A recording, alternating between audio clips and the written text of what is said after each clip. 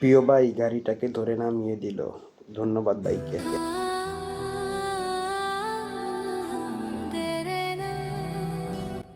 আসসালামু আলাইকুম। এই ভালোবাসার মানুষগুলোই যা উদ্যানে আমার জীবনটাকে সহজ করে দেয়। আমি কোনো বিপদে পড়লে কিংবা আমার কোনো সমস্যা হলে তাদের কাছে ছুটে যাই।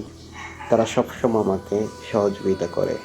আল্লাহর কাছে লাখ লাখ শুকরিয়া আদায় করছি যে মানুষের ভালোবাসা আমি পাই, যার বরকতে আমি আমার জীবনটাকে সহজ করতে পেরেছি এবং পথে ঘাটে খুব সহজে চলতে পারছি।